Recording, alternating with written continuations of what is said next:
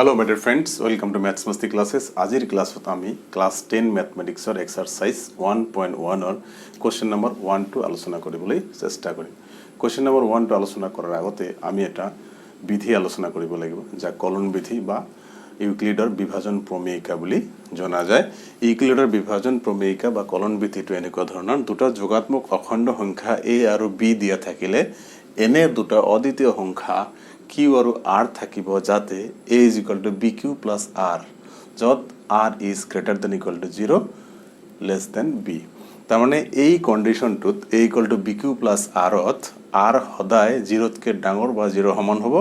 আৰু b তকৈ সৰু হ'ব। b চাওক ইয়াতে b আছে, এই b টোৰ ভ্যালুতকৈ r অলৱেজ সৰু হ'ব লাগিব আৰু r টো 0 তকৈ ডাঙৰ বা 0 ৰ সমান হ'ব পাৰিব। তো এই পদ্ধতিটোক আমি কলন বিধি বা ইউক্লিডৰ বিভাজন প্ৰমেয়িকা বুলি জানো। ইংৰাজীত ডিভিজন অ্যালগৰিদম অফ ইউক্লিড বুলিও কয়। তো বলক আমি উদাহৰণ লৈ এই প্ৰমেয়িকাটো প্ৰথমতে আলোচনা কৰোঁ। ইয়াৰ পিছত আমি এক্সাৰসাইজ 1.1 ৰ 1 নম্বৰ কোৱেশ্চনটো উদাহৰণৰ সৈতে আলোচনা কৰিবলৈ চেষ্টা কৰিম। তো মাই ফ্ৰেণ্ডছ প্লিজ কোঅপাৰেট উইথ মি। তো ধৰি লওক যিকোনো দুটা ধনাত্মক অখণ্ড সংখ্যাৰ কথা কৈছে। আমি দুটা ধনাত্মক অখণ্ড উদাহৰণ হিচাপে লৈছোঁ। ধৰি লওক 4 আৰু 9 প্ৰত্যেক দুটা ধনাত্মক অখণ্ড সংখ্যাৰ কাৰণে এই কলন বিধিটো প্ৰযোজ্য হয়। কেনেকৈ হয় চাওক, ইয়াত সদায় ডাঙৰ সংখ্যাটোক আমি a বুলি ধৰিম আৰু সৰুটোক আমি b বুলি ধৰিব লাগিব। তো ইয়াতে আমাৰ কণ্ডিশ্যনটো কি আছে, a is equal to bq plus r। আমি সৰু ক্লাছত শিকি আহিছিলোঁ যে ভাজ্য সমান সমান ভাজক পূৰণ ভাগফল যোগ ভাগশেষ, এইটোৱে আমাৰ কলন বিধিটো এই কথাটোকে পুনৰাবৃত্তি কৰিছে অলপ ইলাবৰেটলি। তো a টো হ'ল ভাজ্য, b টো হ'ল ভাজক, q হ'ল ভাগফল আৰু r হ'ল ৰিমাইণ্ডাৰ মানে ভাগশেষ। এই পদ্ধতিটো প্ৰত্যেক দুটা ধনাত্মক অখণ্ড সংখ্যাই মানি চলে। চাওক কেনেকৈ, আমি যদি এইটোক 9 টো ইয়াতে বহাওঁ, 4 টো ইয়াত বহাওঁ, চাওক তো 9 4ৰে ভাগ কৰিলে কি হ'ব, 9 4 2 8 হ'ব আৰু কি থাকিব, 9 হ'বলৈ 1 থাকিব। এইটো হ'ল ৰিমাইণ্ডাৰ, এইটো হ'ল কিউ মানে ভাগফল, এইটো হ'ল বি অৰ্থাৎ এইটো মানে ভাজক, এইটো হ'ল ভাজ্য। তো এই কথাটো আমি ইয়াৰ পৰা গম পাই গ'লোঁ, প্ৰত্যেক দুটা অখণ্ড সংখ্যাই এই নীতিটো মানি চলে। আৰু এটা বস্তু চাওক, ইয়াতে কি হৈছে, আমাৰ যিটো কণ্ডিশ্যন এইটো মানি চলিছে। চাওক r is greater than equal to 0 always, এইটো 1 আছে greater than 0 হ'ব পাৰে। আৰু b কোনটো আমাৰ, b হ'ল এইটো, r always less than b, b টো 4 r টো হ'ল 1, তো less than b আমাৰ কণ্ডিশ্যন ফলো কৰিছে। আপুনি প্ৰত্যেক দুটা ধনাত্মক অখণ্ড সংখ্যা লৈ এই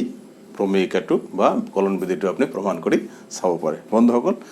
আমি এক্সাৰসাইজৰ ফালে এতিয়া আগবাঢ়িম।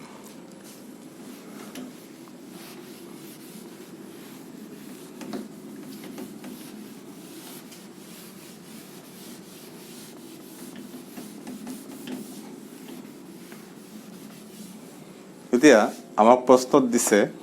যে ইউক্লিডৰ কলন বিধি ব্যৱহাৰ কৰি গসাউ উলিওৱা। কুৱেশ্যন নম্বৰ 1 আমি প্ৰথমে 1 নম্বৰটো আলোচনা কৰিম। 1 নম্বৰত দিছে 135 আৰু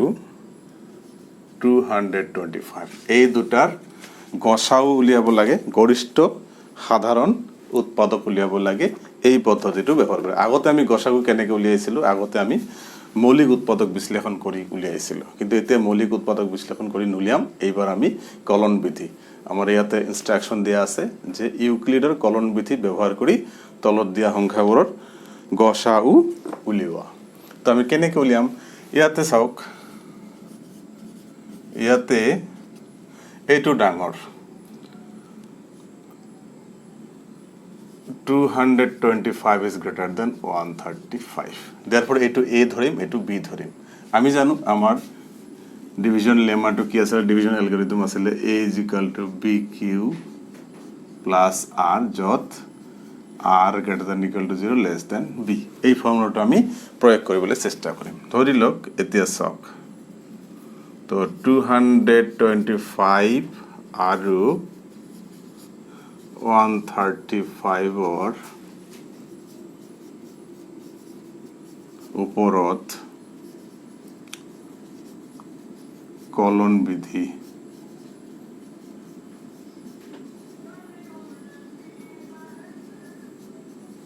প্ৰয়োগ কৰি পাওঁ কেনেকৈ 225 ইকুৱেল টু আমি লিখিম এইটো হৈ যাব আমাৰ বি ঠাইত আমি 135টো লিখি দিম লিখি ইয়াৰ লগত কিবা পূৰণ কৰিব লাগিব আৰু কিবা এটা যোগ কৰিলে এই সংখ্যাটো সমান হয় এই কলন বিধিটো মানিব এইটো a = bq + r হ'ব তাৰমানে কেনেকৈ হ'ব চাওক এটা 225 আমি ডিভাইড কৰিম কিহেৰে 135 এৰে তো দুইবাৰ 2 টাইমছ নহব এতিয়া আমি ইয়াতে 1 লিখিম 1 5 গুণ 1 1 3 গুণ 1 3 1 1 গুণ 1 বিয়োগ কৰক শূন্য থাকিব এইটো বিয়োগ কৰিলে কিমান হ'ব 9 হ'ব এইবাৰ ইয়াতে আমি কি লিখিম 1 লিখিম আৰু লগতে কি লিখিম 90 এই দুটা আপনি কৰি চাওক 225 = 135 * 1 + 90 হলে এটো মিলি যায় that means a = bq + r তো সদায় কোৱা আছে r is greater than equal to 0 less than b এটুতকে সৰু তে যেতিয়ালৈকে আমাৰ ভাগশেষ আহিলে শূন্য নহব তেতিয়ালৈকে আমাৰ কাৰ্যটো কন্টিনিউ কৰি থাকিম এতিয়া আমি কি কৰিম প্ৰত্যেকবাৰ এইটো হল আমাৰ ভাজ্য এইটো হল ভাজক এইটো হল ভাগফল এইটো হল ভাগশেষ প্ৰত্যেকবাৰ কামটো কমপ্লিট নহলৈকে যেটো আমাৰ ভাজক থাকিব দ্বিতীয় পৰ্যায়ত ভাজকটো আহি পেলাই আমাৰ ভাজ্যৰ ঠাই পাব আহিল এতিয়া আমাৰ যেটো ৰিমাইন্ডাৰ থাকিলে ৰিমাইন্ডাৰটো ইয়াত এনেকৈ আহিব এইবাৰ চাওক আপুনি 90 ৰে 135 কে হৰণ কৰিম 135 হৰণ কৰিলে কি হ'ব এগেইন ওৱান টাইম হ'ব 95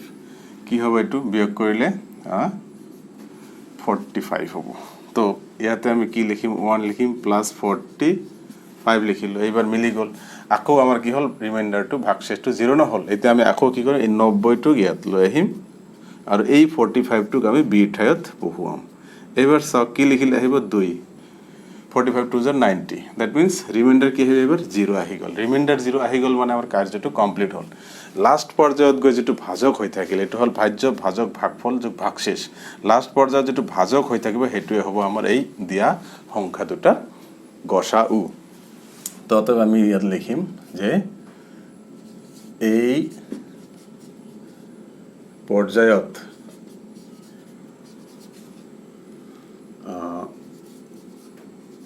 ভাজক হল কি এই পৰ্যায়ত ভাজক হল 45 অতএব গসাউ কাৰ এই দুটাও লিখিব পাৰো আমি 90 45 সমান সমান গসাউ লিখিব পাৰো কোন 135 90 সমান সমান গসাউ 225 135 225 135 কি হ'ব ইমানৰ গসাউ কি হ'ব সমান সমান হ'ব 45 তাৰ কাৰণ লাস্ট পৰ্যায়ত গৈ পেলে আমাৰ ভাজকটো হৈ আছে 45 তো লাস্টত যেতিয়া জিটু পৰ্যায়ত ভাগশেষটো 0 হ'ব সেই পৰ্যায়ত ভাজকটো হ'ব এই সংখ্যা দুটাৰ গসাউ বন্ধুসকল আপোনালোকে নিশ্চয় বুজি পাইছে আমি আৰু দুটা উদাহৰণ লৈ আলোচনা কৰিম ক্লিয়াৰিফিকেশন হোৱাৰ কাৰণে ইয়াতে আমি এটা কথা লিখিব লাগিছিল যে যেহেতু আমি ভাগফলটো শূন্য পালো এই পৰ্যায়ত ভাজক এনে এই কথাটো ইয়াতে লিখিব লাগিব যে ভাগফলটো নহয় ভাগশেষ শূন্য হল গতিকে এই পৰ্যায়ত এনেকে এটো লিখিলে এটো কমপ্লিট হৈ যায় তো বন্ধুসকল নেক্সট আমি আৰু এটা উদাহৰণ লম এতিয়া তো আপোনালোকে নিশ্চয় বুজি পাইছে যদি নোট ডাউন কৰিব লাগে আপোনালোকে পজ কৰিব ভিডিওটো নোট ডাউন কৰিবলৈ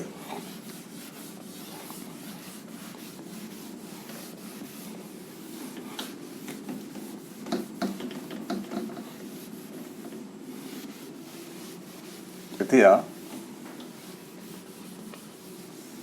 দ্বিতীয় বস্তুটো আমি লম দ্বিতীয় প্ৰশ্নটা হইছে 196 আৰু 38220 তো এইটো আমি সমাধান কেনেকৈ কৰিম তো যেহেতু 38,220 is greater than 196, therefore 38,220 আৰু 196 ৰ ওপৰত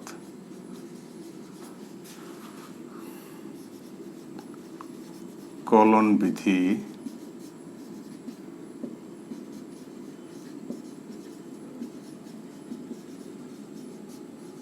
প্ৰয়োগ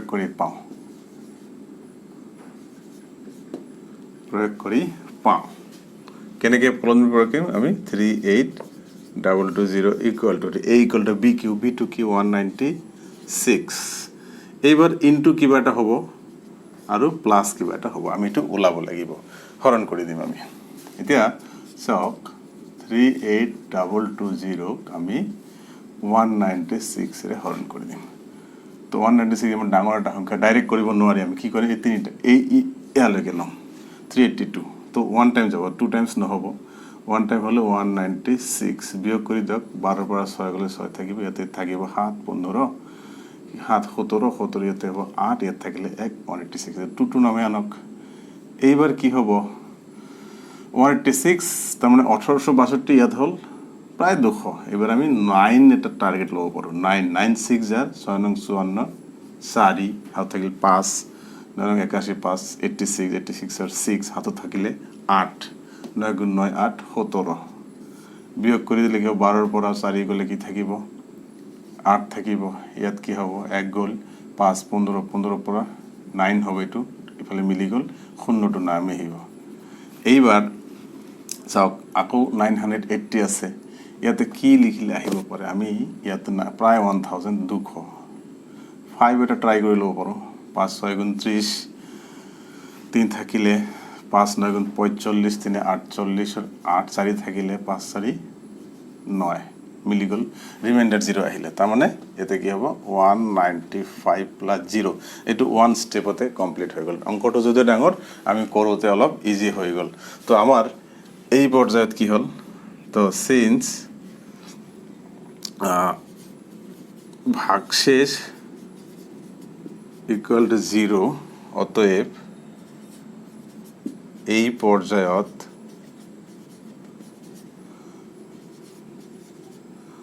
ভাজক কিমান 196 এটি ভাজক a equal to bq plus r হৈ গল 6 therefore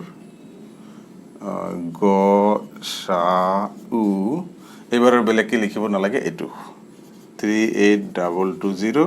আৰু 196 ৰ গসাউ কি হ'ব 196 বন্ধুসকল আশা কৰো আপোনালোকে ধুনীয়াকৈ বুজি পাইছে এই কলন বিধিটো প্ৰয়োগ কৰিব জানিলেই অংকবিলাক ইজিলি হৈ যায় নেক্সট আমি আৰু এটা উদাহৰণ লৈ যাওঁ বন্ধুসকল থাৰ্ড এক্সাম্পল লৈছো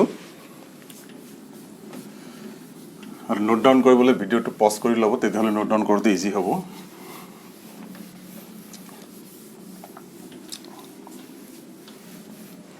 এইবাৰ 3 নম্বৰ এক্সাম্পলত আমি যাম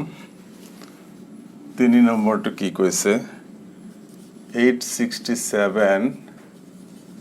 আৰু 255 এবাৰ কি সলিউশনত আমি কি লিখিম যে since 867 is greater than 255 অতএব 867 আৰু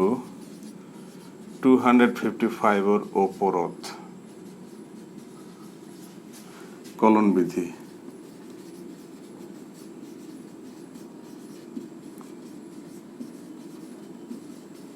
প্ৰয়োগ কৰি পাওঁ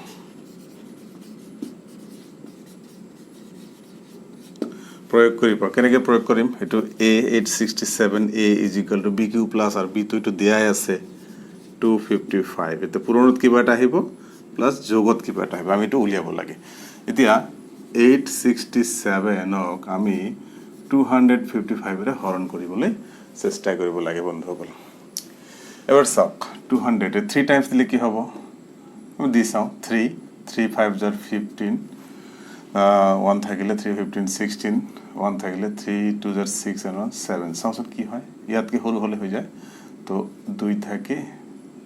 ইয়াতে হ'ল 0 ইয়াতে হ'ল 1 হ'ল ইয়াতকে সৰু আহিছে এইবাৰ চাওক এইবাৰ আমি কি কৰিম ইয়াতে এইটো লিখিব পালো 3 যোগ 102 হৈ গল ৰিমাইন্ডাৰ 0 হোৱা নাই আমি পৰ্যায়টো আগুৱাইলো ইয়াত লিখিব লাগিব মই কথাখিনি গোটে বাৰে বাৰে নিলিখিম আপোনালোকে কাইন্ডলি লিখিব যে যেহেতু আমাৰ ভাগশেষটো 0 হোৱা নাই গতিকে এইটো আৰু এইটোৰ ওপৰত আকৌ কলনভিৰ প্ৰয়োগ কৰি পাওঁ আমি ডাইৰেক্টলি কৰিম যে এইবাৰ আহিব এই 255 102 ইনটু দি প্লাই কি আহিব লিখিব লাগিব ইয়াতে আমি এই 255 টো আকৌ হৰণ কৰিব লাগিব তো কিমান বাৰ যাব 102 255 3 টাইমস না যাব 3 হৈ যাব 2 টাইমস দি চাও 2 টাইমস দিলে কি হ'ব 204 হ'ব বিয়োগ কৰিলে কি হ'ব 15 হ'ব তো চাওক তো এইটো 2 প্লাস 51 হৈ গল তো এইটো এতিয়া কি হ'ব এতিয়াও কিন্তু ৰিমাইন্ডাৰটো 0 হোৱা নাই ভাগশেষ 0 হোৱা নাই আকৌ লিখিব লাগিব যেহেতু ভাগশেষ is not equal to 0 therefore আকৌ কলন বিধি 102 আৰু 51 ৰ ওপৰত প্ৰয়োগ কৰি পাওঁ